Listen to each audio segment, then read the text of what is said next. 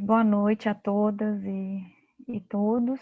Sejam bem-vindos à nossa primeira sessão, né, essa atividade online virtual das Jornadas Duplas de Retórica da Sociedade Brasileira de Retórica, né, das Jornadas Duplas de Retórica da SBR, que está começando seus trabalhos com a presença, né, de dois professores muito queridos, né, da SBR, e também são pessoas muito queridas para mim, a Ana Silva e o Delfim Leão.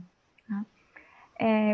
Para quem não me conhece, meu nome é Priscila Gontijo e eu sou professora de História Antiga da Universidade Federal da Paraíba e atualmente sou tesoureira da SBR da gestão de 2019 e 2020. Né?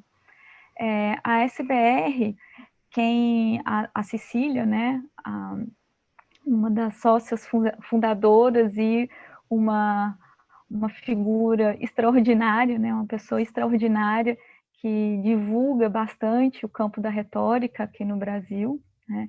Ela nos dá esse ânimo para continuar nas pesquisas. A Cecília já passou o site aí da sociedade, então quem não faz parte pode ver as informações para se associar, certo? E todos serão bem-vindos para participar dos nossos eventos.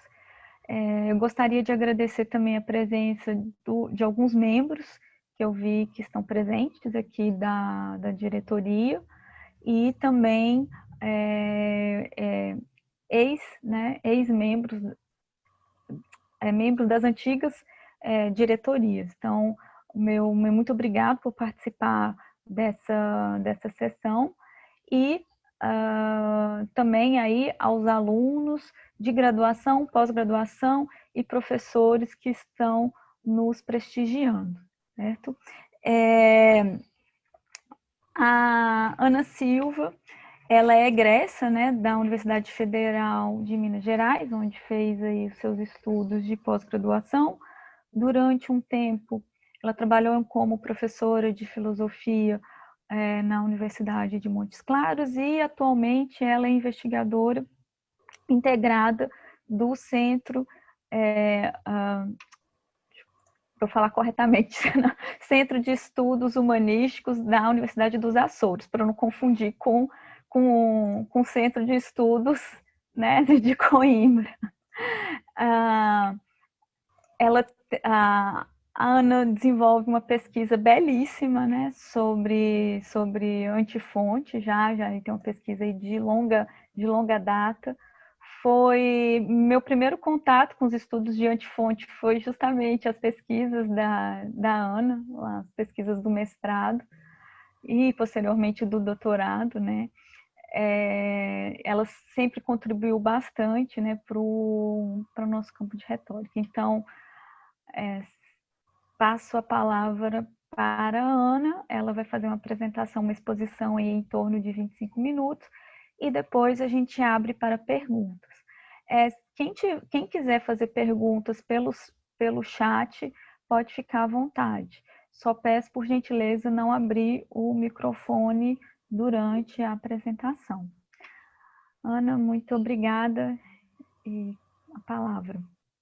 Obrigada. Bom, primeiramente eu gostaria de parabenizar a professora Priscila Gontijo, a professora Maria Cecília de Miranda e todos os colegas da diretoria da SBR pela organização do evento. Agradeço o convite.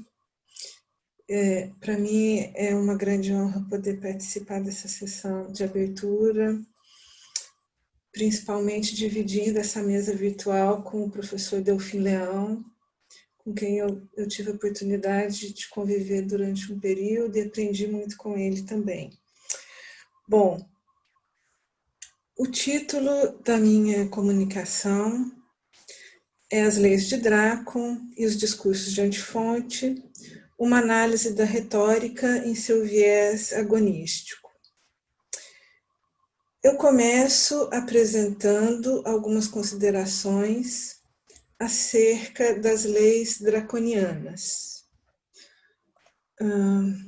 Primeiramente, convém observar que a lei de Drácon sobre homicídio manteve-se intacta por mais de 300 anos.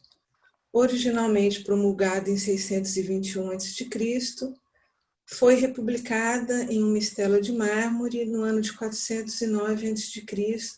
e permaneceu inalterada até o fim do regime democrático.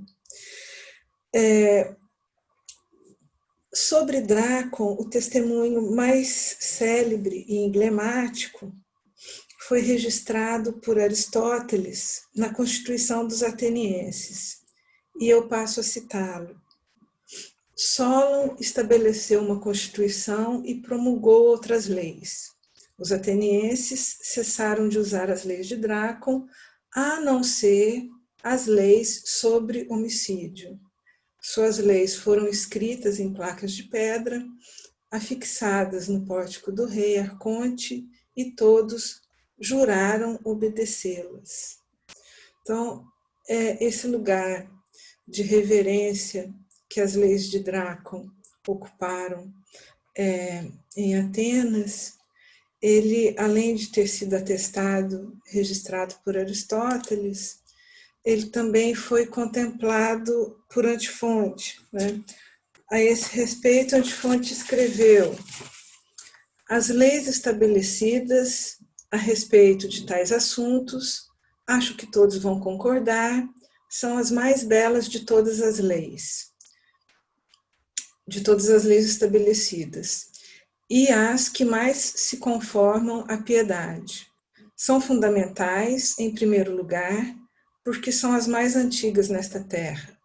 Depois, porque são as mesmas para os mesmos casos, o que é o maior sinal das leis bem instituídas, pois o tempo e a experiência ensinam aos homens que estas leis são boas.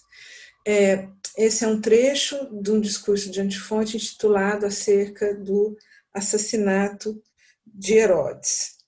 Bom, a meu ver, o registro da lei de Drácon é da maior importância para a história das ideias, não apenas pelo seu valor como documento da antiga lei, mas porque preserva a primeira marca dos instrumentos fundamentais usados pela retórica como técnica do discurso público. No registro da lei, nós podemos verificar como os gregos vieram a definir a proclamação da disputa, diferenciando questões de intenção, de intencionalidade, de responsabilidade, e como eles também aprenderam a provar, através da exterioridade das ações, a fonte dos erros que habitam a vida interior da consciência. Então, existe também uma reflexão sobre a psicologia moral que motiva as ações. Não é? Dessa perspectiva,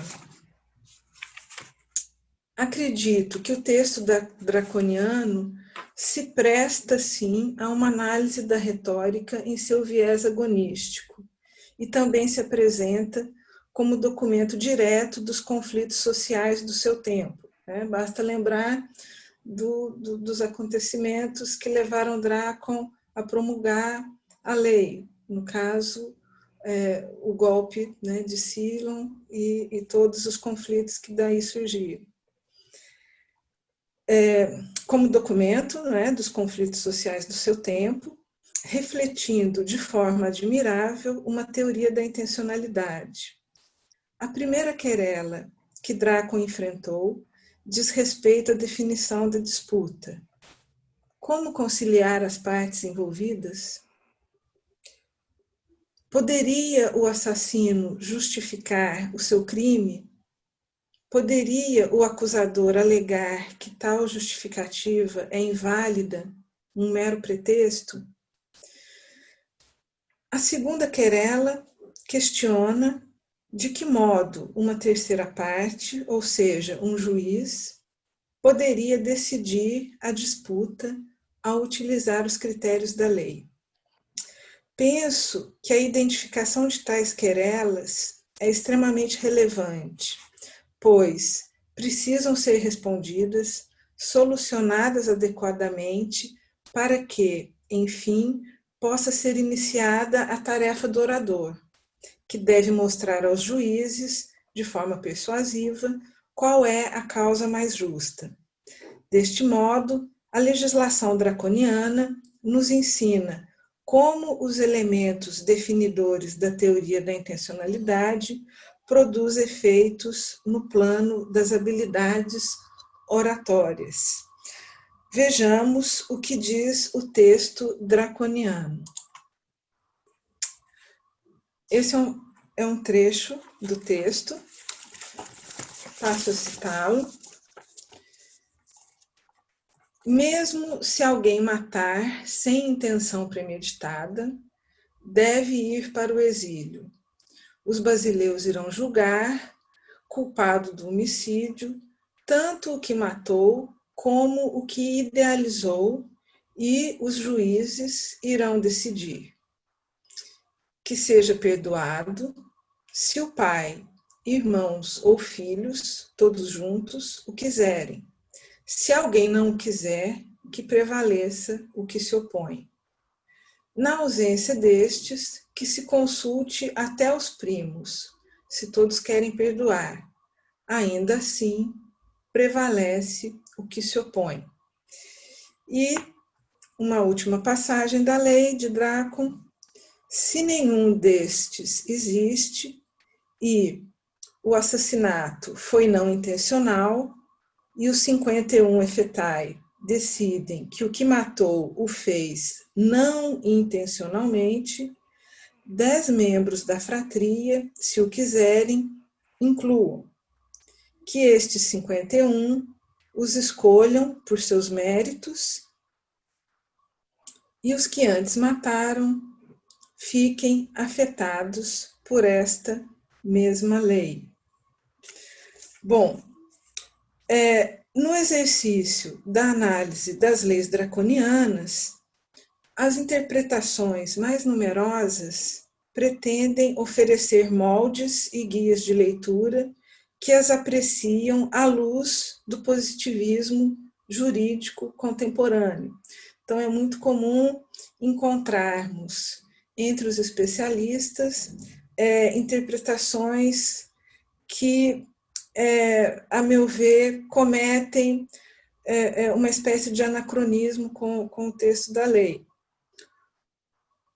Ou seja, tais interpretações inserem as leis de Drácon num contexto que ignora a reflexão filosófica como mediadora de uma curada técnica do discurso. Essas interpretações hegemônicas contrastam com a leitura apresentada pelo helenista polonês Józef Modrzejewski, e agora eu passo a citar a tese do professor, porque é a que mais me convém. O professor Modrzejewski diz o seguinte: tudo o que podemos dizer com relação a Drácon é que o aparente progresso da sua lei marca um retrocesso. Substituir a família vingadora, ao substituir a família vingadora, a cidade radicaliza e faz do assassinato voluntário um caso público e confunde o mecanismo do exílio e do perdão que asseguravam o equilíbrio do sistema anterior. Ou seja, aqui no caso o sistema anterior é derivado da épica homérica. E confundem o equilíbrio do sistema anterior, interditando o perdão para aquele acusado que escolhia o exílio antes do fim do processo, subestimando o princípio da iniciativa do grupo familiar. A cidade abre caminho para o abuso dos advogados. De fato, o estudo da repressão do homicídio em Atenas nos faz sentir a profundidade da barreira que as ideias a respeito das relações entre o indivíduo, a família e o Estado suscitaram diante da intervenção da cidade nos casos que colocam em jogo a vida do cidadão.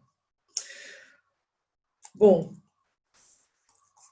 no plano das descontinuidades e retrocessos, o helenista polonês observa que um maior afastamento é identificado quando consideramos as normas épicas da poesia homérica e a lei de Drácon transferidas da polis arcaica para serem integradas no cenário político da polis clássica, né, que é justamente o que acontece no momento em que a Antifonte publica os seus discursos. Assim, o papel singular destinado às intervenções da lei se situa no espaço da competição e do enfrentamento dos discursos. A meu ver, partindo da tese de Modrzejewski, podemos postular que a legislação de homicídio encontra um campo de aplicação não desprovido de ambiguidades, pela ambivalência mesma de todo jogo retórico, que se revela, ao mesmo tempo, meio de afirmação, de defesa da lei e meio de recusa, de negação desta mesma lei. Ambiguidades cuja expressão maior se dá através da eficácia do eikos, do argumento da verossimilhança, da probabilidade, tal como foram explicitados por Antifonte em seus discursos. Para exemplificar os pontos de contato que aproximam Antifonte e Drácon, eu escolhi uma passagem do discurso de acusação contra a madrasta de assassinato por envenenamento. Esse discurso é um discurso que Antifonte escreveu sob encomenda. Quem encomenda o discurso é o filho da vítima. Ele acusa a madrasta de ter envenenado o pai dele, né? Então, quem apresenta o discurso que Antifonte escreve diante do tribunal é esse orador filho da vítima, né? E agora eu vou passar a ler um trecho, né, do discurso de acusação contra a madrasta. O orador filho da vítima diz: esta mulher havia antes tramado a morte de nosso pai por envenenamento, e pega em flagrante por ele, não havia negado nada, exceto que lhe dera a droga com intenção de morte, já que alegou tratar-se de poção afrodisíaca. Nesse primeiro discurso, é difícil não reconhecer que, para explicar um crime tão singular, seja necessário contemplar um espetáculo inusitado. Estamos em território feminino, onde encontramos mulheres que podem vir a matar seus amados para não terem de suportar a morte do amor. Conta o orador que sua madrasta não agiu sozinha, pois teve uma cúmplice que participou da execução de 2 assassinatos. Cúmplice essa que era concubina, Palaqués, de Filoneu, o melhor amigo do pai do orador. As 2 mulheres, insatisfeitas com o distanciamento dos seus companheiros, temiam pelo fim dos relacionamentos. Assim, a concubina aceita o plano elaborado pela madrasta para recuperar o amoroso interesse dos respectivos companheiros. Plano perfeito, quase infalível. A madrasta prepara uma poção afrodisíaca que a concubina oferece aos 2 homens durante uma ceia. Entretanto, logo se vê que a poção afrodisíaca não age assim, e a magia usada para recuperar o amor acaba produzindo a morte, pois uma dose desmedida de poção do amor transforma-se em veneno. Desse ângulo, os assassinatos aparecem como se fossem acidentes, uma sorte de espetáculo trágico regido pelo acaso. Contudo, o orador pretende provar que as mortes não foram acidentais, que elas foram premeditadas com cruéis intenções. Ele, o orador, cheio de ira, chama sua madrasta de Clitemnestra. A atitude do orador neste contexto não deixa de ser surpreendente. Ressalte-se que o orador constrói a imputabilidade da culpa como denúncia de uma atitude traiçoeira e cruel, mostrando que não há necessidade de mais provas demonstrativas, pois o próprio caráter da madrasta, assassina, encarrega-se de exibir o mal que ela praticou. Essa circunstância parece-me agudamente representada na repetição dos termos volitivos, que acaba tendo como efeito justamente denunciar a impossibilidade da absolvição. Os termos volitivos são incisivos e essenciais ao interesse do discernimento da ação praticada com intenção e premeditação. É preciosa a contraposição estabelecida pelo orador entre os termos que indicam a atitude voluntária da madrasta, recucius kai buleusassa, e a experiência destrutiva da morte violenta que, irremediavelmente, se impôs à vítima. Assim, Antifonte faz com que o seu orador empenhe-se em condenar a madrasta ao sustentar valentemente a pena de morte como castigo justo e piedoso. Não posso deixar de acreditar que a postura intelectual de Antifonte define toda a sua logografia, radicalizando as marcas de proximidade com as leis de Drácon e também com a poesia trágica.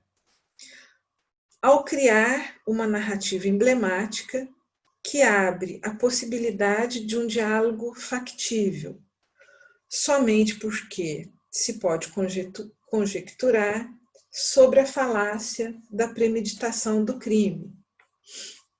De fato, interessa a Antifonte fazer deslizar o discurso por todas as falas agonísticas, mostrando deste modo que há sempre outro ponto de vista. Muito grata pela atenção. Eu que agradeço essa belíssima exposição, né?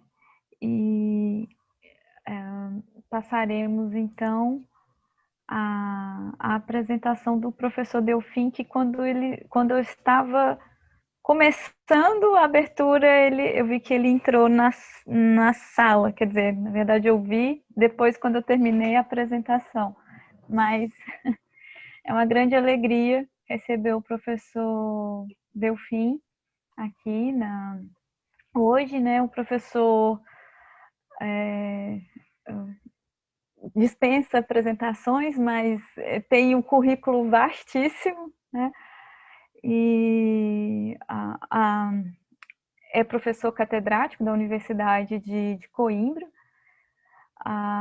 e atualmente está no comitê, né, no Comitê de Aconselhamento da Unesco para a Ciência Aberta. Fez um esplêndido trabalho na imprensa da Universidade de Coimbra. É um fervoroso defensor pela ciência aberta, né? Acho que é muito importante frisar essa questão do acesso a livros e revistas, né? A imprensa da Universidade de Coimbra traz sempre materiais maravilhosos, né? Facilitou muito a pesquisa de lá para cá e também o ensino, né? Permitiu acesso a um material atual e de excelente qualidade e distribuído de forma gratuita. Então, quem não conhece, vale a pena conhecer os títulos da imprensa da Universidade de Coimbra. Né? Professor Delfim, quando quiser começar, por favor, fique à vontade.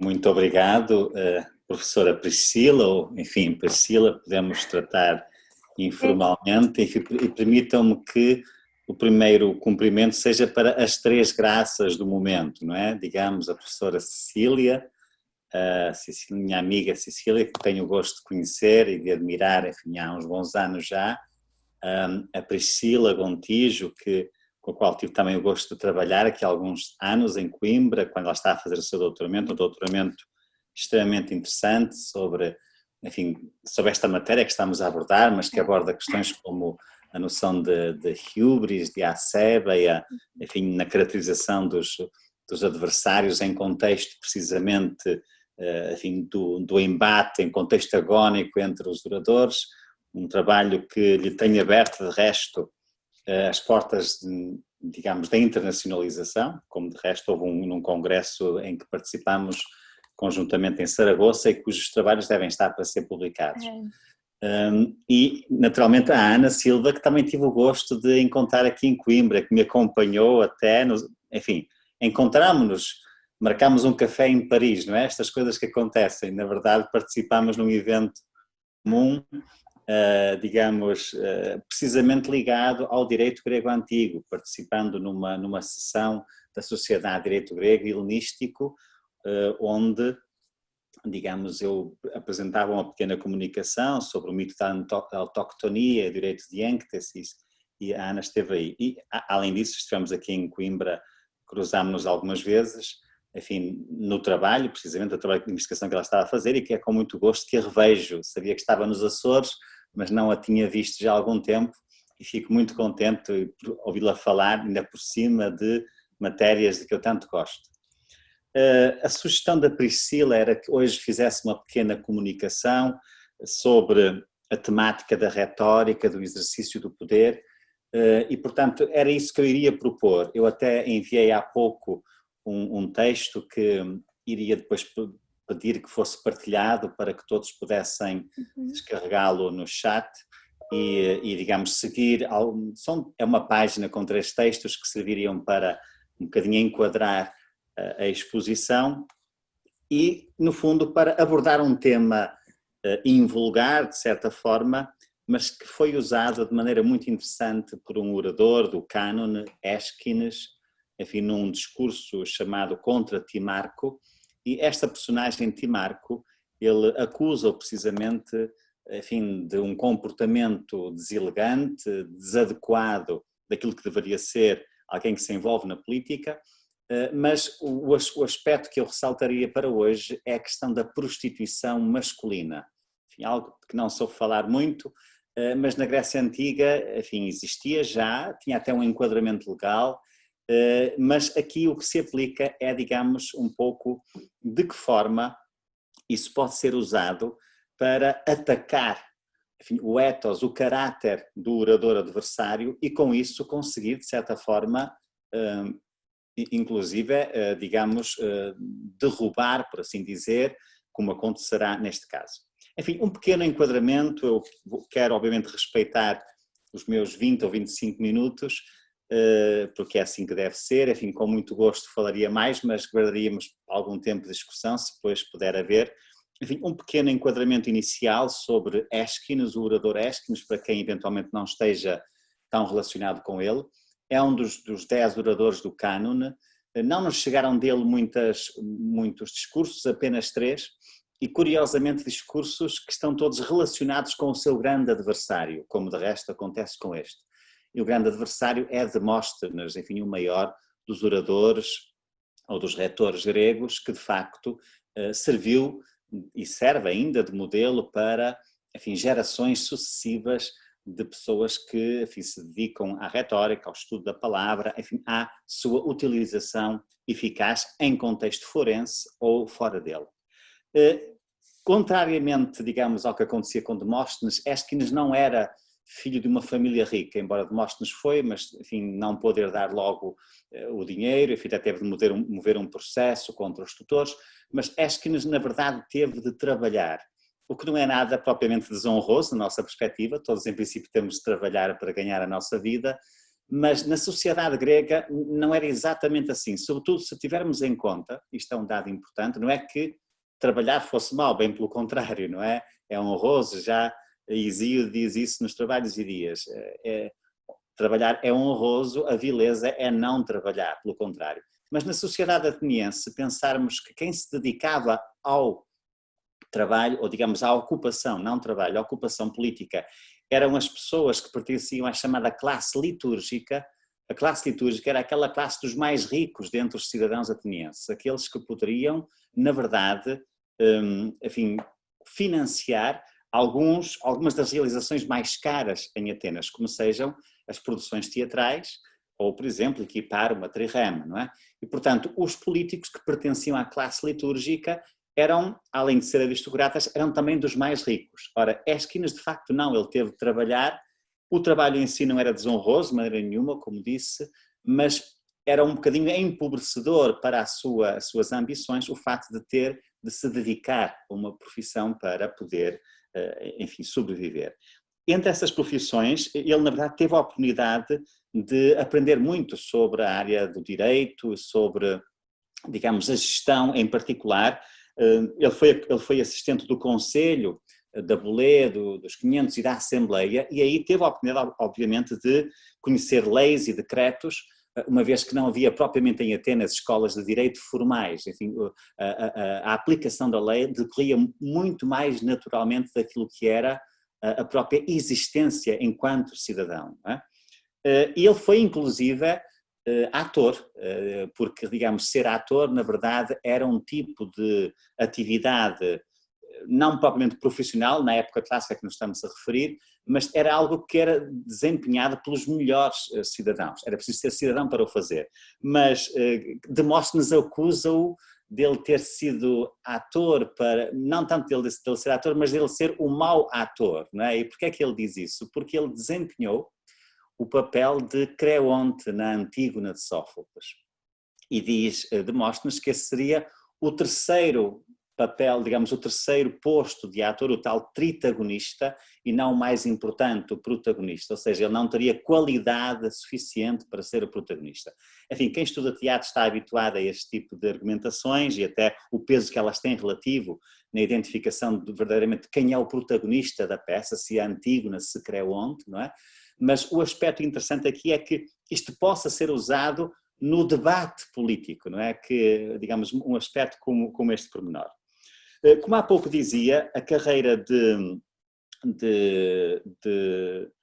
Ésquines está muito ligada precisamente às lutas que teve com Demóstenes, às disputas políticas que teve com Demóstenes, embora, digamos, também colaborassem algumas vezes, porque, efetivamente, sobretudo em relação à forma como lidavam com a grande potência emergente na altura. Não é? Como sabem, Atenas, no século IV, acusava já uma certa decadência naquilo que era, sobretudo, a pujança política, militar e económica, e isso estava a abrir caminho a que outras potências emergessem, não é? Nomeadamente a Macedónia, que, como sabem, os gregos consideravam como uma zona quase semi-barbárie, mas que de facto acabará na prática por dominar a Grécia e depois expandir com Alexandre Magno esse domínio muito mais além.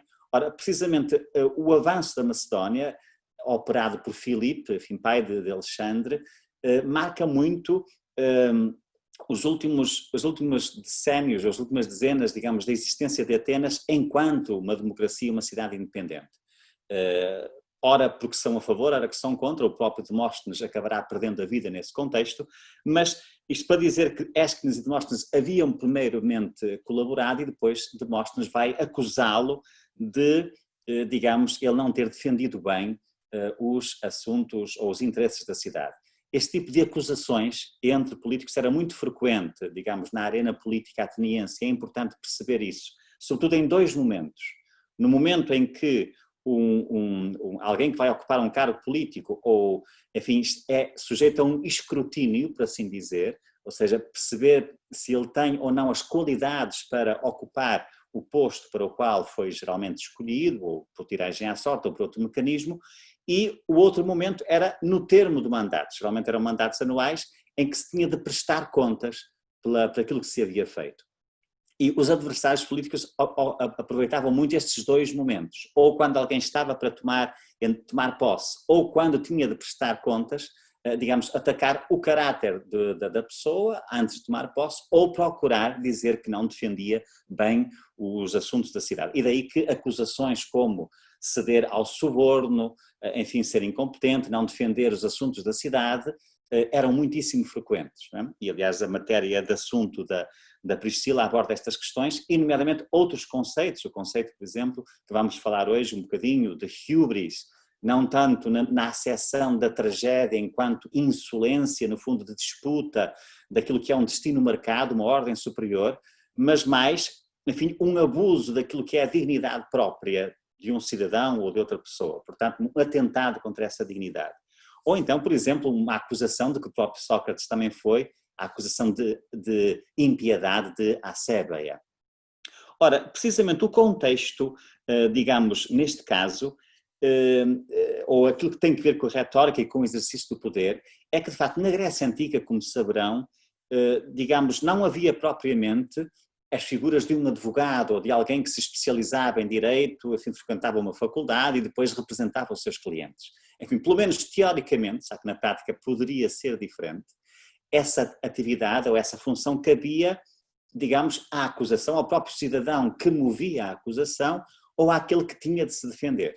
E, portanto, que apresentava um discurso perante, enfim, um coletivo de juízes ou de jurados que não eram profissionais, também eram cidadãos normais, que haviam sido escolhidos para essa função e que deveriam, de facto, reagir.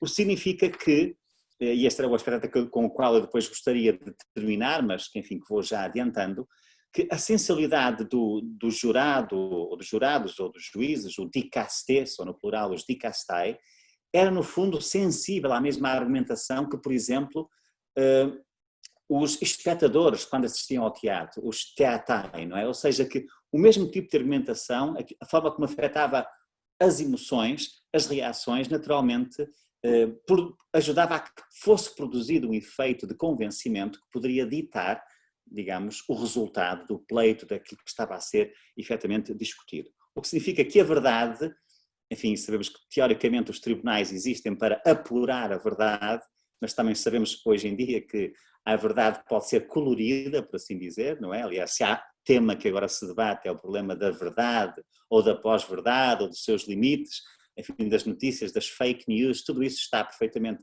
na ordem do dia, mas realmente era usado já no embate político, e precisamente a verdade, quando nós tentamos recuperar a verdade dos factos a partir da versão, por exemplo, de Demóstenes ou de Ésquines, fica difícil porque, obviamente, elas não são inteiramente coincidentes. Ora, então, qual é o contexto do surgimento deste discurso contra Timarco? Timarco foi uma pessoa a quem Demóstenes se aliou precisamente para tentar atacar politicamente a posição de Ésquines. E, portanto, o que Ésquines vai fazer é uma espécie de, digamos, ataque preventivo, por assim dizer, não é? Ou seja, ele move um processo contra, uma questão prévia contra Timarco, aquilo que em grego se diz uma antigrafé, não é? Precisamente para procurar provar que Timarco não tinha condições para usar da palavra em público, ou seja, o perfil dele, enquanto orador, não era legítimo, ele estava a usar da palavra de forma ilegítima. Ou seja, isso faria com que o processo que ele, enquanto testa de ferro, estava a mover contra Ésquines, por assim dizer, caísse por terra. Portanto, era claramente uma medida preventiva, muito hábil, conduzida por Ésquines, para denegrir, atacar, digamos, o caráter de Timarco, afastá-lo de cena e, por essa via, obviamente, debilitar também a posição de Demóstenes, que era o verdadeiro adversário, por assim dizer. Ora, o interessante, enfim, este é um discurso profundamente interessante do ponto de vista sociológico, por causa desta questão, enfim, da prostituição masculina, né? Estamos habituados a ver a prostituição feminina, mas a perspectiva da prostituição masculina é de facto interessante. É um discurso muito longo, enfim, nós não vamos analisar aqui, não há tempo para isso, iria apenas centrar-me nos argumentos que Aeschines usa para dizer que, de facto, Timarco não tem perfil para usar a palavra em público, que deveria ser impedido de o fazer e, portanto, e esse impedimento, na verdade, correspondia a um processo de redução da capacidade jurídica de Timarco. E o resultado do pleito, que nós conhecemos depois por testemunhos a partir de Demóstenes, mostra que Aeschines foi bem sucedido nesta acusação. O que é surpreendente para os nossos padrões, porque ele na verdade tinha um caso débil do ponto de vista, digamos, dos argumentos objetivos que utiliza. Porque é que ele é eficaz? Porque é que convence? Porque realmente usa, digamos, do ponto de vista retórico, muito bem, digamos, a argumentação que pode utilizar. E consegue, por essa via, convencer, digamos, o auditório, como se estivesse, enfim, perante um auditório de outra natureza, consegue convencer, precisamente, convencê-lo de que tinha razão do seu lado e que, portanto, aquela pessoa deveria ser quase que banida, digamos, da sociedade ateniense. Não entrarei tanto nesse pormenor, iria sentar-me apenas, como disse, até porque o tempo é curto, sobre as razões que ele usa, precisamente para dizer, quando se faz o escrutínio da qualidade dos oradores, enfim, quais as situações em que, se alguém se comporta daquela maneira, não pode efetivamente ser acolhido, enfim, como uma pessoa capaz de usar a palavra em público, ou seja, de alguém que pode, digamos, representar o Estado, defendê-lo da melhor forma. Ora, eu iria sentar então o assunto somente sobre esse aspecto e a partir, digamos, de um pequeno texto pequeno, enfim, passo até um bocadinho grande que enviei. Não sei se a Priscila o partilhou já. Sim, pronto, eu penso que nesse caso todos terão já o texto, ele está no chat, portanto poderão clicar e abrem. Portanto, é um texto, enfim, dos parágrafos iniciais, 28 a 32, que eu iria ler agora convosco e comentando um pouco, enfim, e por isso peço perdão adiantado, enfim, porque era como se estivéssemos a falar à volta de uma mesa, pronto, eu tenho o texto preparado que poderia ler, mas prefiro de alguma forma mimar esse momento de contacto que é uma conversa. Ora, então o texto, esse primeiro que aí tem, que diz o seguinte, muito bem, a Priscila até está a partilhar.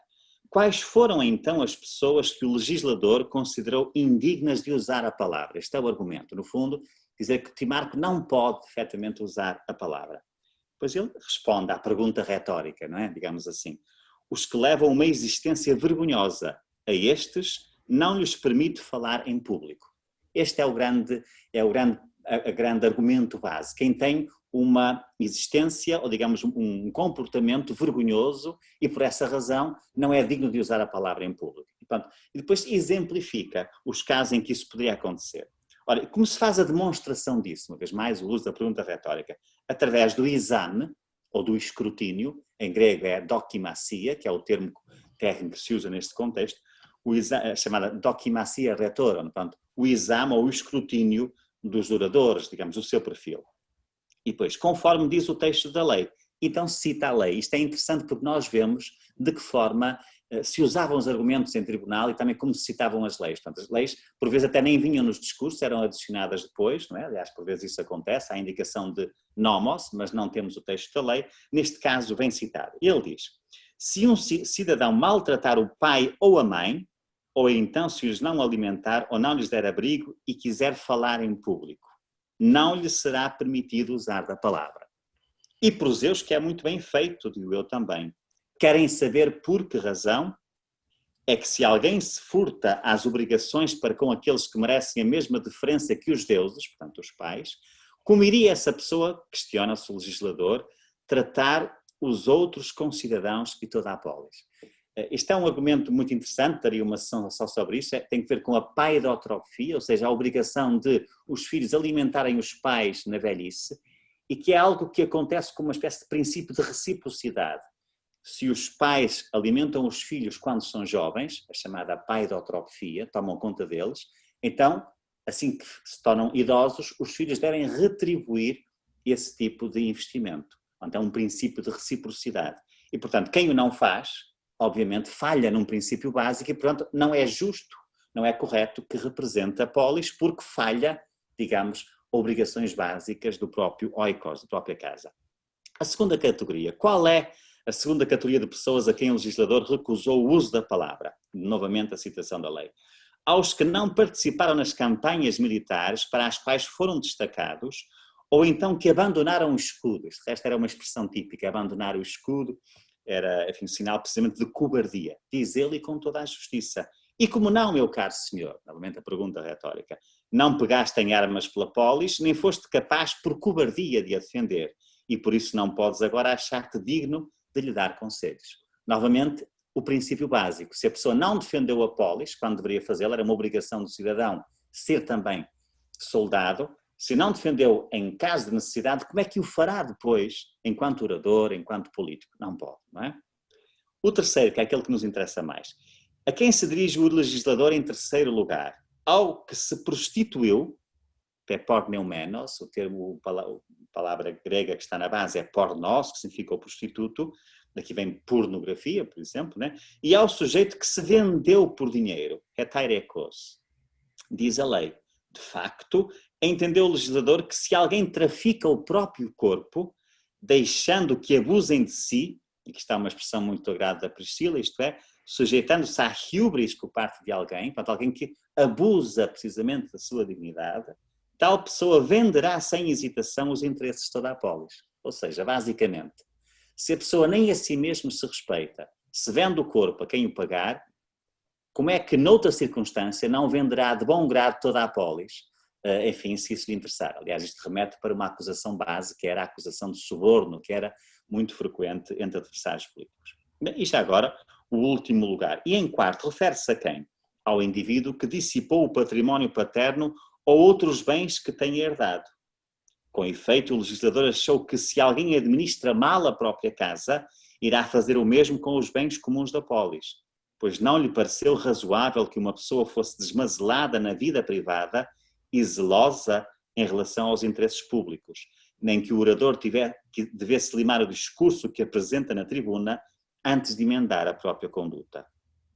Foi ainda de opinião que uma pessoa correta e bem formada poderia até exprimir-se desajeitadamente e sem arte, mas as suas palavras seriam ainda assim úteis a quem as escutasse.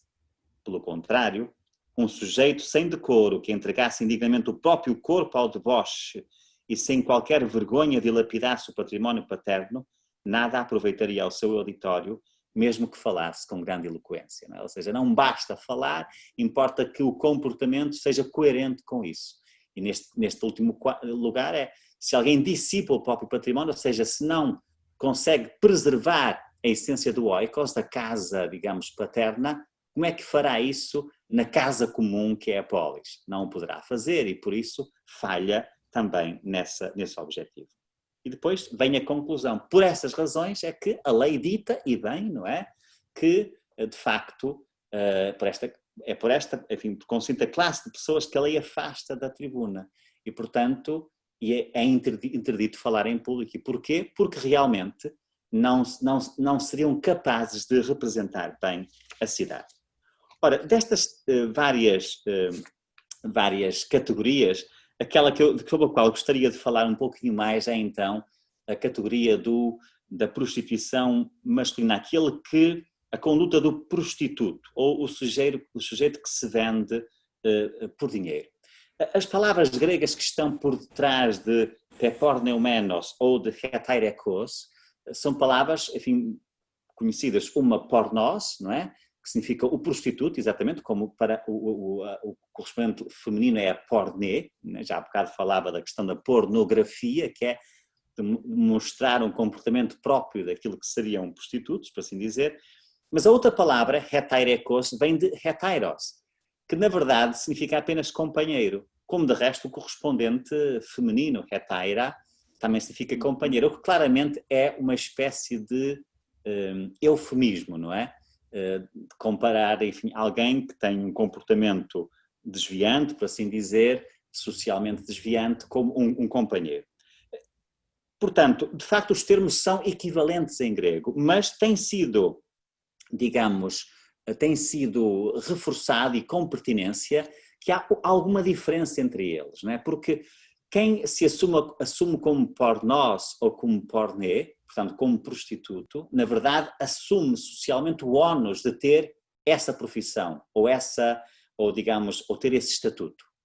Tanto que, inclusive, os atenienses tinham o que se chamavam o pornikon telos, que é um imposto próprio dos prostitutos, né? Ou das prostitutas, ou seja, quem pagasse esse imposto tinha, na verdade, proteção legal, o que é interessante e até muito avançado. Reparem que é uma questão que ainda se debate hoje em dia, não é? Se a prostituição deveria ser assumida como uma profissão e porquê? Não é tanto pela consideração social, porque é sempre, enfim, um tanto, enfim, fluida, mas sobretudo pela proteção legal que, de certa forma, isso tem. Portanto, aquilo de que acusa Aeschines a Timarco não é tanto dizer que a prostituição seria proibida, ela de facto não era, não é? Mas ele laborar, digamos, numa ambiguidade, porque o pornós é aquele que se vende a qualquer pessoa por dinheiro, enquanto que o hetairos é aquele que, enfim, teoricamente mantém uma relação mais estável com alguém, também depende dessa pessoa, mas, de certa forma, digamos, mantém uma relação mais estável. Ora, ele joga precisamente entre essa ambivalência ao caracterizar Timarco. Se ele não respeita o próprio corpo, se o vende a quem, enfim, pagar por ele, como é que essa pessoa pode ter capacidade para representar a cidade? Este é o argumento básico que ele vai usar e que, de facto, vai ser eficaz. Ou seja, apesar de Aeschines ter um caso, enfim, politicamente débil, com uma fortíssima motivação pessoal, não é? Os jurados vão ser sensíveis à argumentação dele e Timarco acabará sendo punido, na verdade, punido com uma pena muito grave de atimia. Atimia é um termo interessante também ele do ponto de vista jurídico, porque timé significa honra, não é? Já conhecem bem o conceito, por exemplo, dos poemas homéricos, em que a honra dos heróis é algo que os distingue, que marca a sua arete. A atimia é como que uma privação, digamos, dessa honra, ou uma diminuição dessa honra, que pode ser total ou parcial. Na sua forma mais dura, a atimia, por exemplo, impedia, digamos, de ter um conjunto de participações. O segundo texto fala precisamente disso, da punição. E até, enfim, o tempo vai avançando, mas se me concederem mais uns minutos, talvez pudéssemos ler. O segundo texto que diz, qual a punição, a lei sobre a prostituição, diz o seguinte: se um ateniense se prostituir, hetaires, às vezes temos de encontrar o termo que está por trás, a forma verbal, depois vem o texto da lei, não lhe será permitido vir a tornar-se um dos 9 arcontes, nem exercer qualquer sacerdócio, nem assumir as funções de advogado público, nem desempenhar qualquer magistratura, tanto no interior da cidade como fora dela, seja por tiragem à sorte, seja por eleição. Não poderá ser enviado como arauto, nem exprimir a sua opinião, nem associar-se aos sacrifícios promovidos pelo Estado, nem usar em público coroas, nem transpor os limites purificados da ágora. Se alguém infringir estas interdições depois de haver sido condenado por prostituição, hetairen, sofrerá a punição capital. Reparem que há aqui um conjunto de limitações, né, que no fundo afetavam a essência de ser cidadão. Um cidadão, homem, adulto, que não pudesse desempenhar esse tipo de funções, ser atuante nestas áreas, isto era o mesmo que, por assim dizer, decretar uma morte civil. Ele não era morto, mas civilmente era como se fosse, não é? De resto haveria, digamos, algo semelhante para a mulher também, se fosse apanhada em adultério, mas enfim, não abordaremos esta questão. E é interessante ver como termina a argumentação. Se a pessoa, não podendo fazer isto, mesmo assim o fizesse, sofreria a punição capital, seria morto dentro da legalidade. E é isto que ele está a dizer que deveria acontecer a Timarco, porque o comportamento dele não lhe permitia usar da palavra, enfim, exercer cargos, etc. Ele era uma pessoa com grande relevância pública e, ao fazê-lo, estaria a infringir a lei e, portanto, deveria ser punido digamos, com a pena capital. E realmente a argumentação fez sentido e foi, de certa forma, o fim da carreira política de Timarco. Enfim, quase terminando, poderemos perguntar-nos, então, mas se a sociedade ateniense admitia a prostituição inclusive como uma atividade legal, se, digamos, a pessoa se pagasse os impostos, se assumisse o ónus social da prostituição, enfim, estaria enquadrada, tinha até proteção legal, por que punir tão duramente, digamos, quem fosse acusado de encobrir de alguma forma, enfim, esse tipo de comportamento? E para aqui nós talvez necessitemos de uma justificação de natureza mais sociológica, não é? E o último texto com o qual terminarei é um texto que, enfim, nos fala da proibição de um escravo privar em demasia com jovens digamos, de estatuto livre. E diz assim, a lei é atribuída a Solon, e até provavelmente é dela, enfim, há muitas leis aqui que são espúrias, mas esta provavelmente é de Solon mesmo. Diz ele, um escravo, diz a lei, não pode treinar nem pôr óleo nas palestras. Enfim, nas palestras não são colóquios como estes aqui, é no termo grego palaestra, portanto é o ginásio onde se faziam exercícios. Então diz, um escravo não pode pôr óleo para ele mesmo, nem treinar nas palestras. Um escravo não pode ser amante de um rapaz livre, nem andar a segui-lo, sob pena de ser punido em público com 50 vergastadas de chicote. Esta lei é interessante porque mostra que, no fundo, qual é a essência da deterioração que sofre o discurso, o estatuto de um pornós, de um prostituto. É que realmente, embora a sociedade grega e ateniense em particular aceitasse bem a relação pederástica, por exemplo, a relação homoerótica entre, por exemplo, um cidadão mais leve e mais velho e um jovem, o amante, o erastes e o amado, o pais erómenos, entendia-se que era, de certa forma, uma situação passageira. Mais tarde, o jovem devia tornar-se adulto e, digamos, ficar à cabeça do oikos e tornar-se um cidadão pleno. Ou seja, abandonar o seu estatuto passivo, digamos, dentro da relação e assumir o papel ativo, que é aquele que cabe a um cidadão. Ao assumir um comportamento de prostituto, o que esse cidadão está a fazer é a abdicar da dignidade que o assiste enquanto cidadão, do caráter ativo, deixando-se vender-se a si mesmo como venderia a própria cidade. E por isso é que, por exemplo, Solon já dizia que um rapaz livre não pode ser o amante, um escravo não pode ser o amante de um rapaz livre. Porquê? Porque há uma inversão da ordem natural, ou da ordem social, não é natural, mas da ordem social, ou seja, o escravo é estatutariamente inferior, se ele é o amante é o elemento ativo e o amado é o elemento passivo. E há uma inversão, por assim dizer, da ordem social e por isso levaria à punição. E, portanto, provavelmente é esta a razão sociológica que leva a que, digamos, haja um ónus tão grande para esta questão da prostituição masculina. Enfim, estou mesmo a terminar e já me excedi, enfim, mais do que deveria, mas enfim, perdoar-me-ão, é o entusiasmo de ver as três graças diante de mim, por um lado, enfim, e de falar de um assunto também de que gosto muito.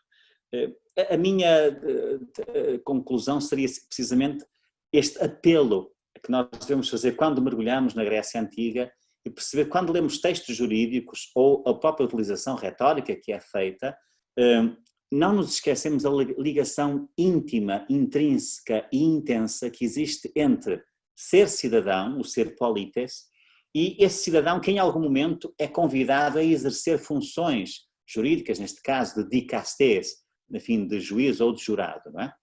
Mas essa pessoa não é um profissional destas áreas, ele simplesmente é um cidadão comum que em determinada altura participa e faz este tipo de funções, o que significa que é mais permeável à forma como se joga com as emoções, com os afetos, enfim, com um determinado universo, digamos, de valores que se cria naquele momento de algumas horas em que dura um julgamento. E nesse sentido, o polites, cidadão, ou o dicastes, juiz, jurado, é de certa forma comparável à atuação ou aos sentimentos que tem o theates, o espectador, quando está a assistir uma tragédia ou uma comédia. Ou seja, há um conjunto de valores e por isso é que a tragédia, por exemplo, usa tão habilmente a retórica e a argumentação sofística, porque precisamente o agone, a luta, digamos, em palco da tragédia da comédia, é de certa forma uma transposição do próprio agone da luta, da disputa entre adversários políticos.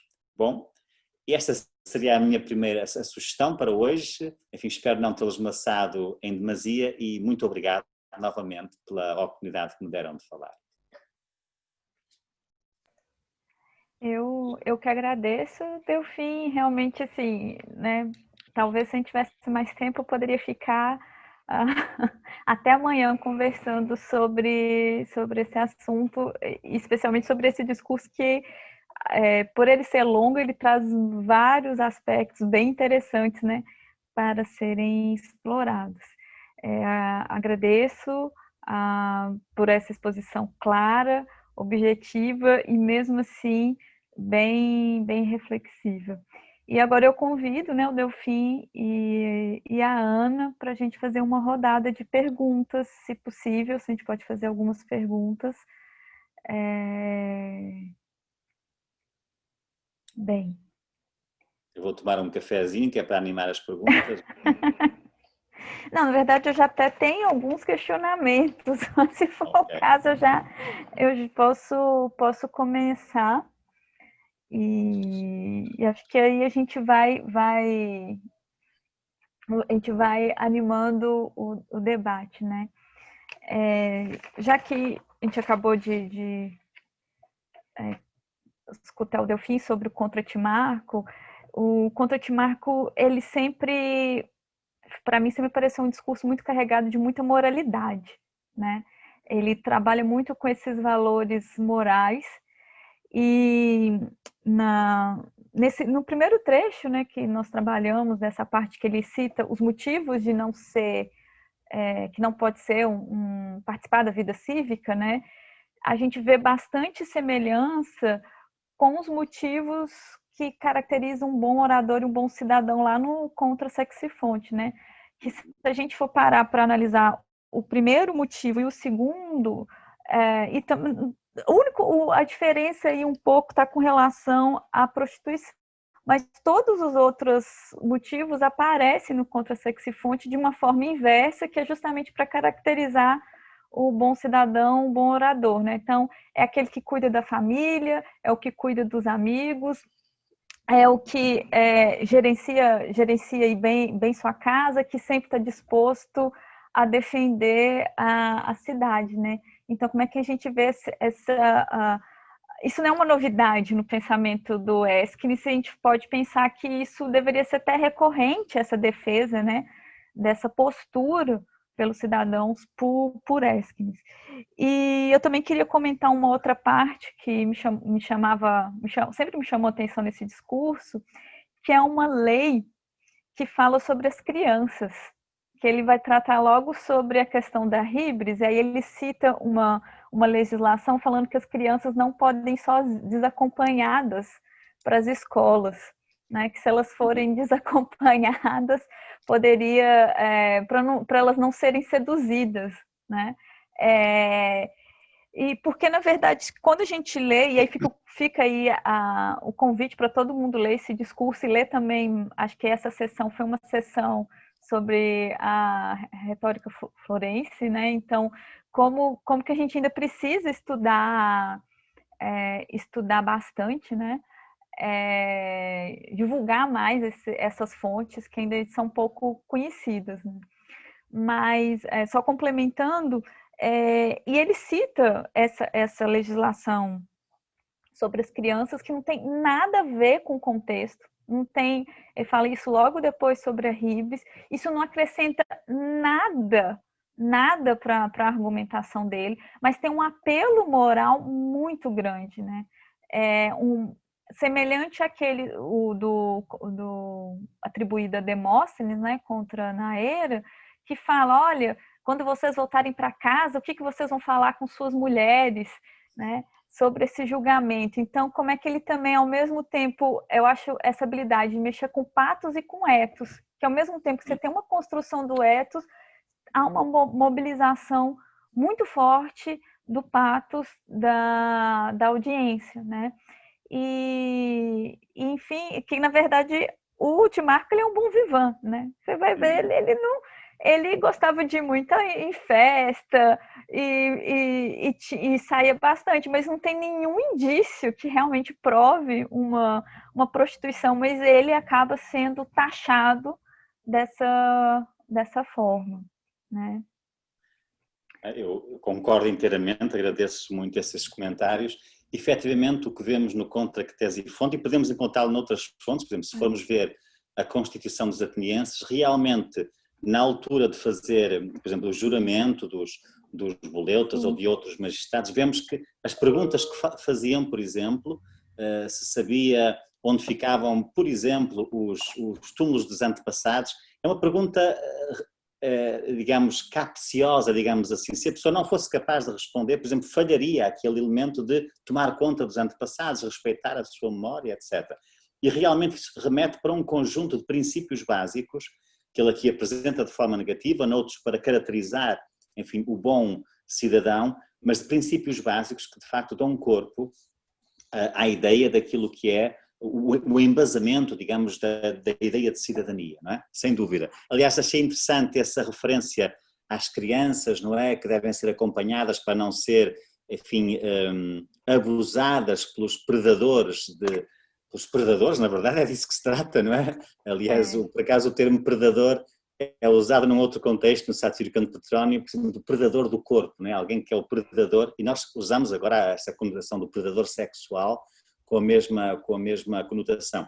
É, por exemplo, utilizado, recuperado numa obra improvável, que é As Nuvens de Aristófanes, não é? Em que se fala precisamente de acompanhar as crianças, e aliás o escravo que acompanha a criança à escola também é uma forma de prevenção, digamos, desse abuso, a menos que quem acompanha seja o abusador, que é uma questão também muito premente hoje em dia, se o cuidador é o abusador, não é? Aí de facto há uma agravante, por assim dizer, na própria situação. A questão, alguém me colocava aqui a questão, eu não quero monopolizar de maneira nenhuma a resposta, mas para explicar um pouquinho melhor por que motivo um escravo não poderia ser amante de um rapaz livre.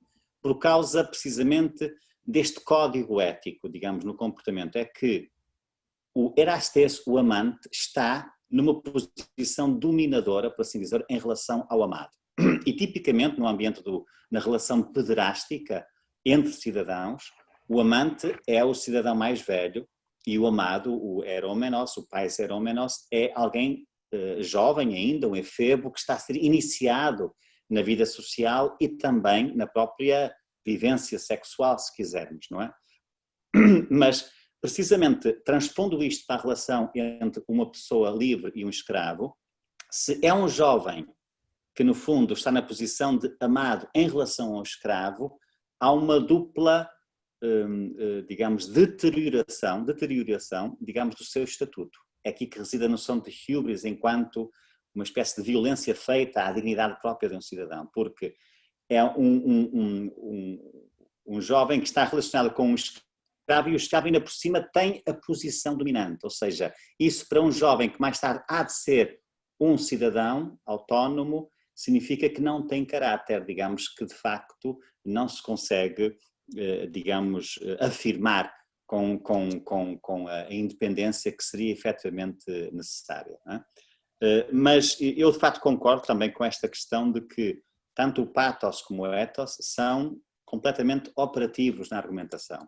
É atacar, enfim, o caráter do adversário, enfim, elevar o nosso, obviamente, mas fazendo-o apelando às emoções, ao pathos. E daí que, embora uma norma básica do direito seja, também do direito grego, seria a proibição de, enfim, vou citar em grego, exo tu pragmatos legem, ou seja, é proibido falar fora do assunto, ou seja, keep to the point, manter o assunto, digamos, que é o objetivo. Mas depois, como especialista, está-se constantemente a fazer outras coisas, realmente. E porquê? Porque, embora teoricamente não possa ser usado, já produziu efeito no auditório. E depois pode ditar, digamos, o desfecho de um pleito também. Só complementando, eu ainda acho que alguns discursos porque a gente sabe, tem toda essa discussão, né? Se o que chegou até nós realmente foi aquilo que foi dito no tribunal, se já é uma uma cópia que circulou, serviu de propaganda posterior, né? Possivelmente o contra-timarco tem vários elementos que devem ter sido inseridos depois pela extensão, né? do tamanho do discurso.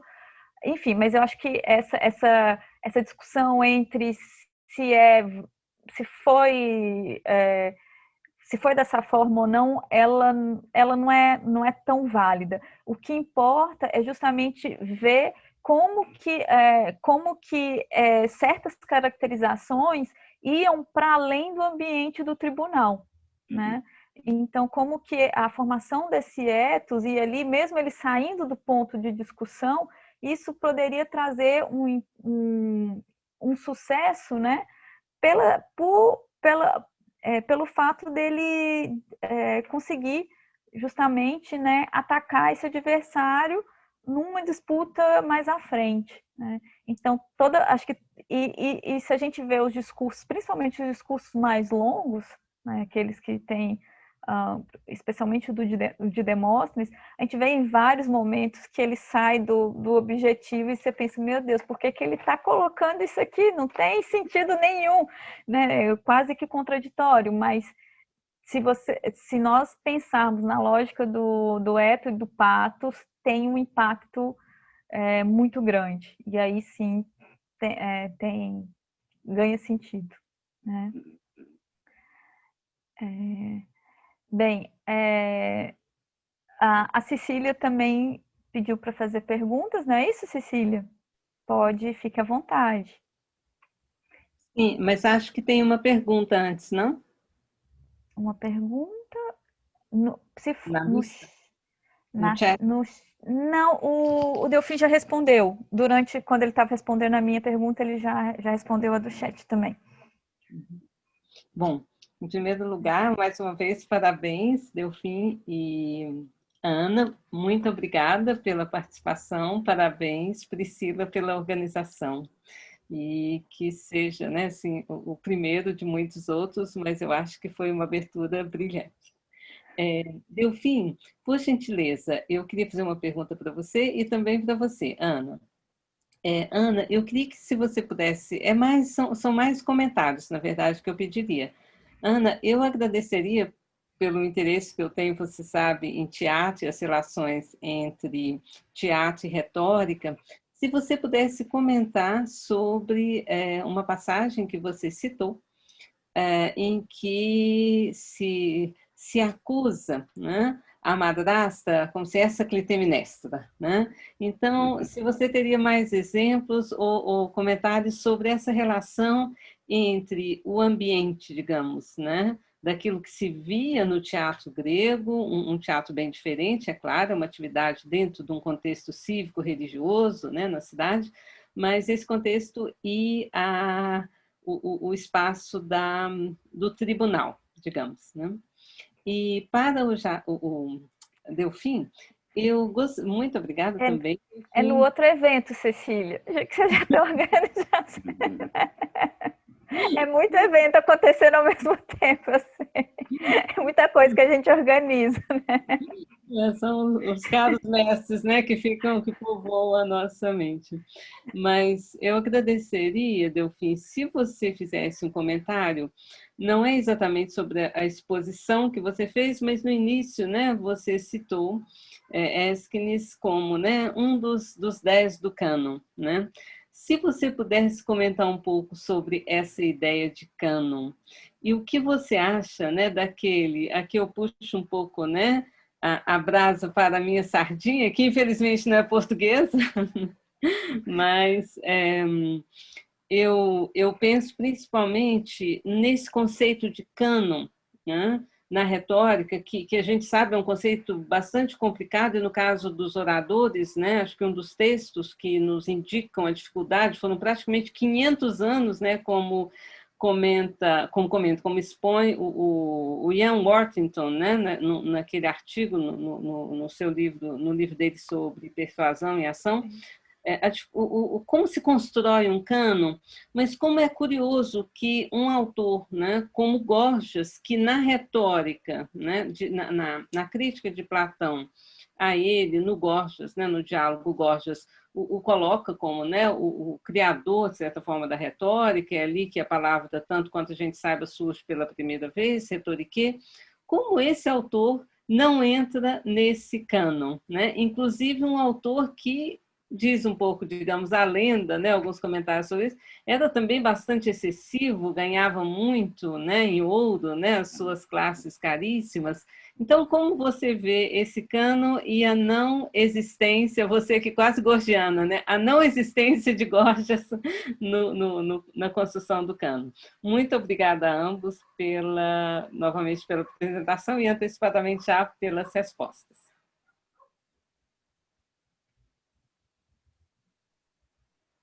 Começo? Eu começo? Sim, pode começar.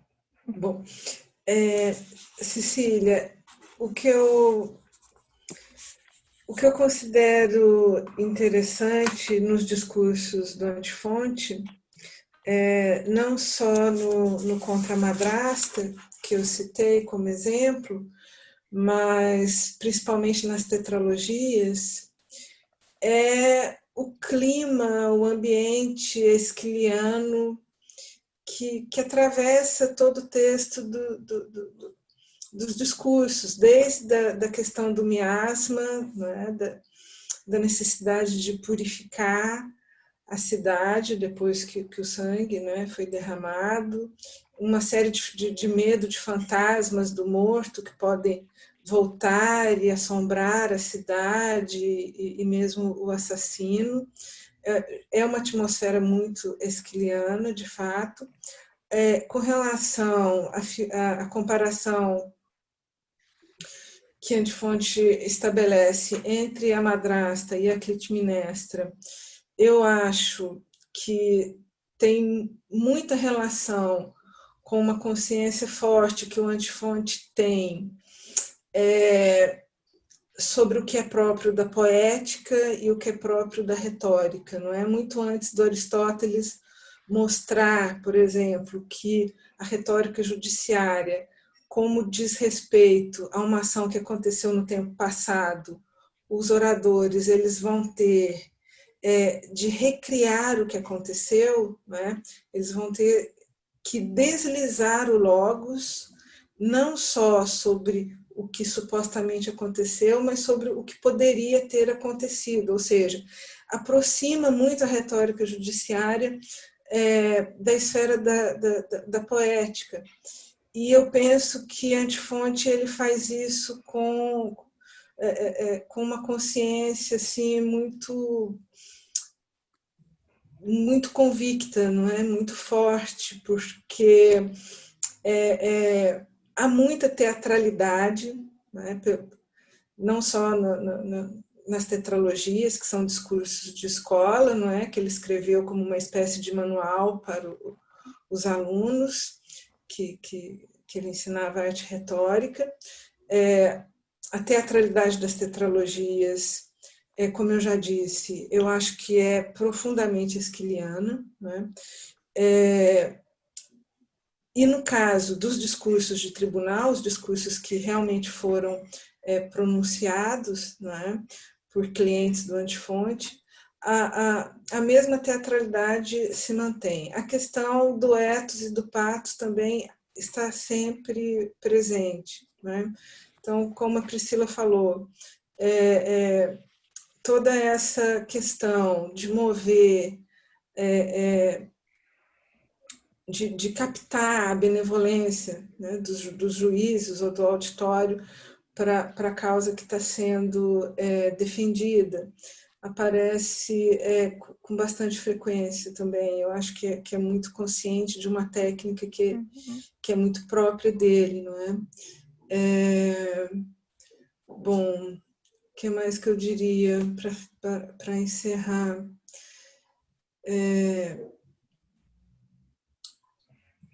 Eu penso que adianta, que Antifonte antecipa bastante as considerações que Aristóteles faz, por exemplo, no livro 2 da Retórica, não é? Que nós chamamos de Retórica das Paixões, mostrando nitidamente que quem julga sentindo ira, julga de uma maneira diferente de quem julga sentindo compaixão, por exemplo, né? E Antifonte usa essa retórica do patético, das paixões o tempo todo, né? De uma maneira bastante dramática, trágica mesmo, no sentido teatral. Não sei se eu respondi isso, se eu fiz um comentário pertinente. É pertinentíssimo. Eu, por mim, até ficava calado, só ouvir, enfim, pronto. Arrumava a questão. Por acaso, esse passo, essa referência à Clitemnestra é das poucas referências que eu penso que há a Clitemnestra, curiosamente, nos discursos. Não sei se mesmo a única. Eu digo isto porque em tempos interessei por essa matéria e precisamente por causa da ligação com o homicídio e com o tratamento do homem, porque é que chamar-lhe Clitemnestra, né? E a questão da relação de Ésquilo que a Ana tão bem referiu, não é? Bom, mas não era a minha pergunta, estou a usurpar, a canibalizar uma pergunta que eu gostava também para mim, não é? Mas pronto, enfim, a Ana respondeu muito bem, logo não respondeu. Complementando, eu acho que também tem uma referência em Iseu, de Clitemnestra. Okay. Eu acho que tem mais uma. São as duas, mas a mais...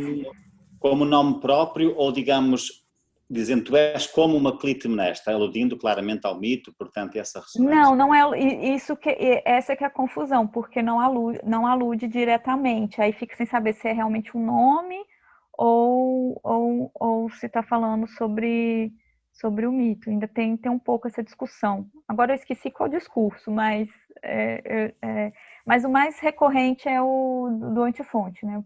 A passagem essa da contra-madrasta, ela é né, icônica, assim.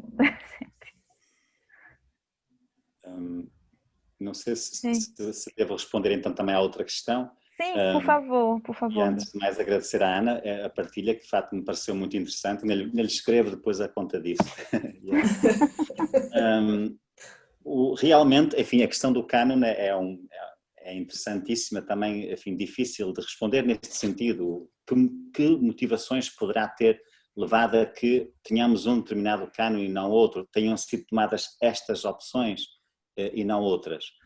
Eu diria que em algum caso, pelo menos nos 10 oradores do cânon, nós talvez, digamos, obviamente que Demóstenes tem que estar, não é? É o orador mais representado, como Isócrates, são de facto figuras tutelares, claramente, enfim, da cultura retórica e sobretudo da sua exemplificação prática, e portanto tem que estar, mas por exemplo outros funcionam como uma espécie de contraponto. Eu diria que é claramente o caso de Ésquilo, não é? São poucos os discursos, apenas 3, e claramente por causa da relação que estabelecem com Demóstenes, ou seja, Demóstenes é que era a referência e outros oradores que com ele teriam, enfim, um tipo de tensão mais marcada, acabariam por ser também registados ou preservados à conta disso.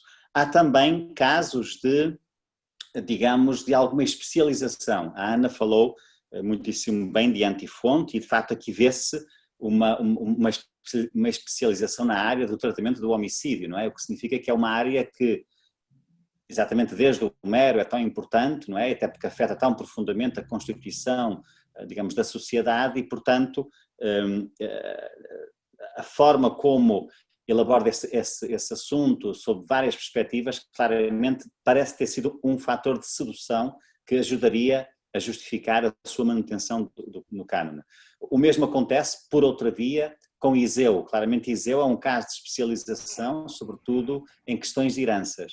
E, portanto, toda aquela habilidade, digamos, argumentativa e também factual, enfim, poderia ser útil até em pleitos objetivos, não é? Mas estou a especular, eu realmente não sei. Da mesma forma que, de facto, lamento que Górgias não tenha sido contemplado, não é? Porque é uma figura tão cimeira. Será que, enfim, o tratamento que dele fez Platão não foi enfim, lesivo, tão lesivo que acabaria por prejudicar a sua preservação futura? Pois provavelmente, não é? Mas faz-nos a mesma questão quase que se pode colocar aos grandes best-sellers do momento. Eu lembro de um português, já que a Cecília fez esse favor também de fazer essa referência à lusofonia, por exemplo, Júlio Diniz foi um autor muitíssimo querido no seu tempo, não é? E que ninguém lê hoje em dia, não é? E mesmo autores que vendem imenso, por exemplo, hoje em dia podemos perguntar-nos o que é que restará. O cânone realmente é o que fica para a posteridade, necessita necessariamente de tempo e de critérios, sendo que esses critérios nem sempre são objetivos, não é? Enfim, mas realmente não tenho uma resposta além desta, ou seja, creio que em alguns casos é objetivo, diria seguramente Demóstenes, Isócrates, noutros por reação ou por arrastamento, o caso de Ésquines, outros por haver de facto uma especialização em determinadas áreas, portanto o caso de Iseu e de Antifonte parece-me que correspondem a esse perfil. Em relação a Lísias, talvez, enfim, sobretudo por ser um logógrafo extremamente bem sucedido e, portanto, talvez ter clientes importantes e que, portanto, ajudariam à preservação, por assim dizer, do próprio material produzido, mas em relação aos outros não saberia dizer com segurança.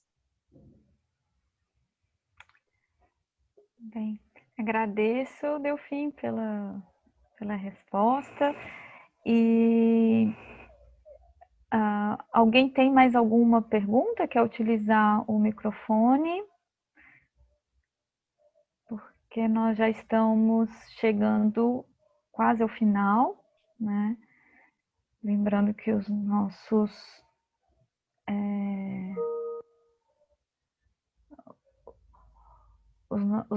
amigos do outro lado do Atlântico estão num fuso diferente, né? Então já está bem avançado a noite. E então eu gostaria só de, para finalizar, fazer uma pergunta para a Ana, né? Já que fiz uma questão para o Delfim, também gostaria de colocar uma questão aí para a Ana, que na verdade se você pode comentar um pouco mais a respeito da questão do anacronismo com o texto da lei, né? Tem um momento que você fala da lei de Drácon e da forma anacrônica, né? E será que o direito grego como um todo, ele não enfrenta esse problema do anacronismo, né? Eu queria ver se você acha que isso é algo específico, não específico, seria maior em Drácon, ou se a gente pode também perceber isso, né?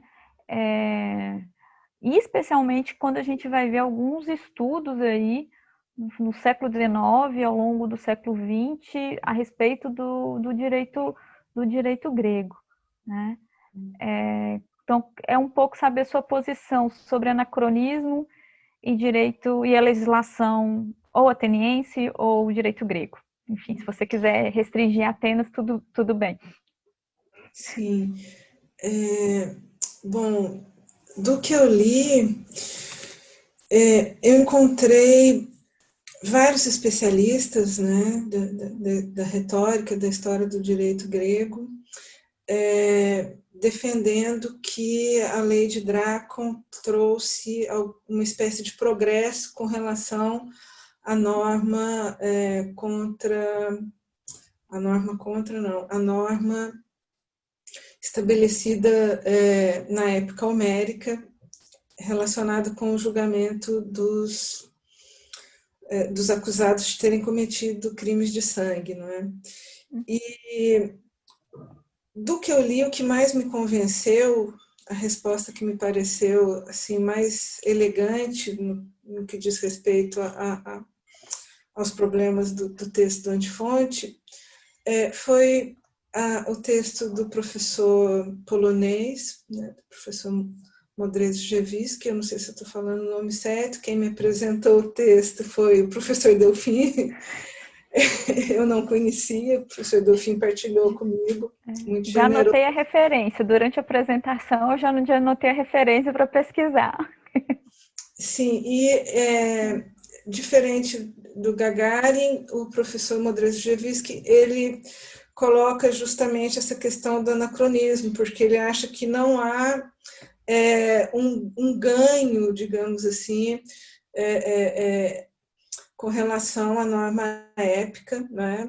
Na prática, a lei de Dracon não teria sido assim algo tão revolucionário como muitos helenistas defendem, e que, no caso da oratória, a lei de Dracon, justamente por colocar o fato de Dracon colocar no texto da lei a questão da intencionalidade, né? Porque se matou com intenção, o assassino vai receber uma espécie de tratamento diferenciado daquele que não matou nem com intenção nem com premeditação. É justamente na questão da intencionalidade que vai haver o espaço para o debate agonístico, né? Justamente para começar a discutir o que levou aquele criminoso a cometer o crime e por aí afora.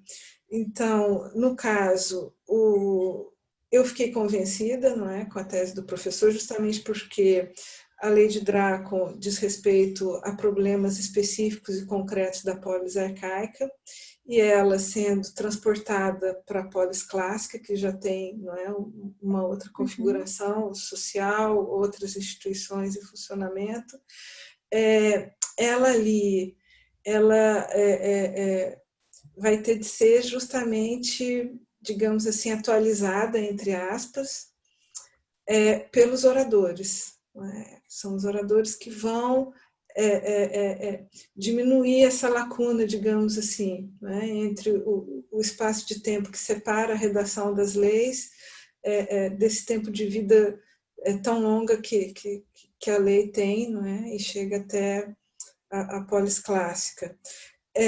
O que eu acho bastante curioso é que a questão discutida no caso da épica, né, nós temos, por exemplo, a professora Eva Cantarella, ela vai para além da cena do escudo de Aquiles, que é a cena mais famosa para discutir a norma épica sobre os crimes de sangue, ela vai pegar uma cena interessante que está no canto 23 da Ilíada, se a minha memória não me trai, quando Aquiles sonha com Pátroclo, e Pátroclo conta que ele foi ser criado pelo pai de Aquiles, porque ele cometeu um crime acidentalmente, né? Ele matou uma pessoa acidentalmente, e então ele é punido com o exílio, né? No caso, a questão da Poiné é colocada, não é, nos poemas homéricos, e ela vai sendo diluída com a transposição da lei para a polis clássica. E é justamente essa diferença que, para o professor Mudrejewski, é uma espécie de perda, não é, de retrocesso. Parece que a norma épica podia ter mais, digamos assim, margem de manobra, margem de acordo entre os litigantes, entre a família da vítima e entre o assassino. É isso. Agradeço a resposta, né? Bem, então acho que podemos encerrar. Pelo que vocês podem observar pelo site, estão todos muitíssimo satisfeitos, enviando várias parabenizações e felicitações a ambos pela belíssima exposição. Eu acho que nós atingimos com sucesso o objetivo das jornadas duplas de retórica, que apesar de, né, terem sido inspiradas no Dissoi e Logoi, a gente não quer necessariamente fazer dois discursos antagônicos, mas nas duas falas o Agon, né, esteve presente, cada uma a sua maneira, e agradeço a generosidade, né, e da exposição, e por trazer a pesquisas de vocês. Agradeço também a presença de todos. E em novembro nós vamos ter outra próxima jornada, no dia 13, e em breve nós vamos passar a programação nas nossas redes sociais. Bom, então, uma boa noite, bom descanso e até breve. Espero, né, no evento sem Covid, sem esse contexto de restrição, que a gente não pode nem dar um abraço mais nas pessoas queridas, né? Muitíssimo obrigado. Obrigada, com licença. Um abraço virtual para vocês. Tchau, gente. Muito obrigada.